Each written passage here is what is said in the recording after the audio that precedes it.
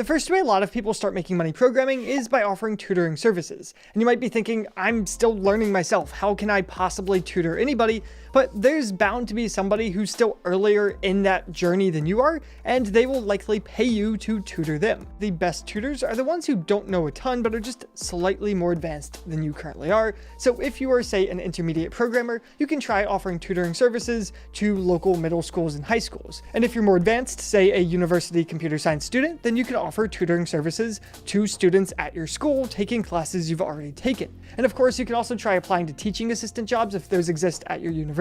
And by the way, in this video, we're going to be going over a bunch of different ways that you can make money with programming. And these are going to have a big range to them. So some of them are going to be more beginner friendly, and others are going to require more advanced skills. Some of them are going to be simple side hustles that can earn you a few extra bucks, and others could be entire career paths. So hopefully there's something for everybody in this video. Okay, so the next way you can try to make money programming is to try freelancing online. And there's a lot of different ways you can go about this. So one option is you can offer services on websites like Fiverr or Upwork. And on these websites, you can offer services from anything like building a website or an app to simply helping somebody debug some application, and you can make money doing this. That said, it can be a little bit saturated, which tends to drive the actual prices for your work down, but regardless, it is a way you can make some extra money and get some experience with freelancing. Alternatively, you can try to find clients on your own without using sites like Fiverr and Upwork. This is going to be much harder to actually find clients, but once you do, you can probably charge them more for your work than you would be able to on one of these websites. A good place to start here would be to reach out to people like artists and photographers who might want to have some online portfolio, but don't exactly know how to build that. And as you start building up your own portfolio, you can start reaching out to larger clients over time, where hopefully you can be charging more money. All that said, just know if you do decide to freelance without sites like Fiverr and Upwork, know that realistically you're going to be getting rejected a lot, and you need to be prepared for that. Okay, but maybe you want to try freelancing, but you don't want to do it online. And for this, you could try local freelancing. So what I mean by this is finding local businesses, so think your local restaurant or whatever other local businesses you might have, and offer to make them websites or mobile apps that can help them make extra money. The strategy here should essentially be to find businesses that you think you can provide a lot of value to, and be able to show them how you're going to provide them value and how it's not going to cost them all that much and potentially is actually going to make them more money. And again, expect a lot of rejections at the beginning with this one, but you can build a long sustainable business over time, especially just through word of mouth once you have some successful stories with existing clients. Okay, but maybe freelancing isn't your thing, you don't want to be rejected all the time, and I get that. So the next option is you could try selling website templates as well as different sort of plugins. So the first option here is to sell full website or application templates. So build a base for common websites like portfolios and sell them as templates on one of the many template marketplaces that exists. Another option here is to take advantage of the fact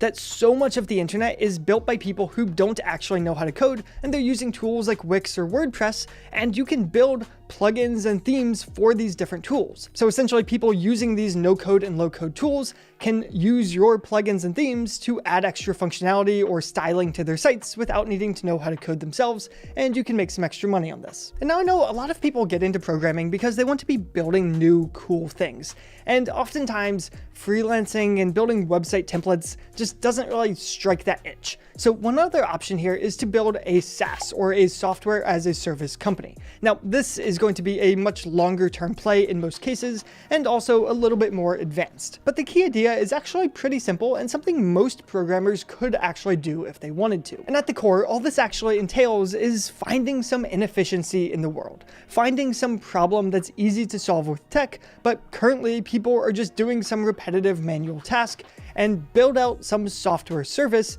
that actually allows them to automate this task. I know that sounds daunting, but you'd be surprised how many software engineers I know who either have some side hustle SaaS company they run on the side that's fairly passive at this point, or even some project they built when they were in college or something like that, that actually still generates them income to this day. So it is definitely possible, but it can be one of the more difficult ones just to get started with and figure out what problem it is you're actually trying to solve and how you're going to market your solution. Next, another option to try to make money is to build some kind of game, to build a mobile app, a Chrome extension, or even an app for virtual reality. Now, the days of the gold rush of just put anything up on the App Store and you're going to make a bunch of money are completely gone.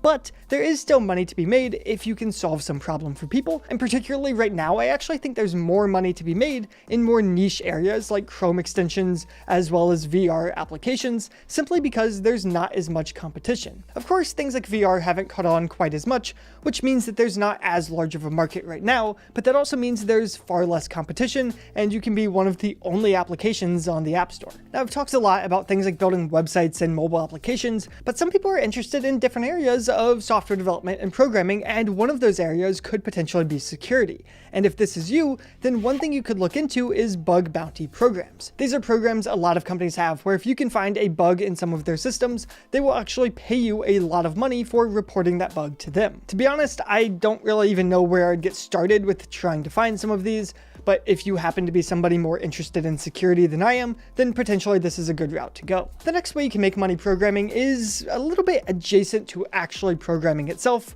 but it's this. You can make YouTube content, TikTok content, you could try blogging. Any form of sort of content creation within the software engineering space is actually a potential income stream. Personally, I think right now TikTok is the easiest platform to actually grow on, and you'd be surprised how much money you can actually make with a modest following on YouTube or TikTok in the software engineering space. So on YouTube, of course, you can earn ad revenue, but it actually goes much deeper than that. It just so happens to be that within the software engineering niche, there are a lot of sponsors that can help you earn a lot of money, even with a fairly modest following. That said, do know if you're getting into content creation just to make money, do know it is probably going to be an uphill battle, and it could be months, if not years, before you actually start making any money with it. And sort of adjacent to content creation is you could also try selling online courses. Of course, you don't need to be a content creator to do this. You could sell courses on a site like Udemy, and there are some people making a lot of money doing this. And of course, if you do go the content creation route, then you could build your own courses outside of platforms like Udemy and sell them directly to your audience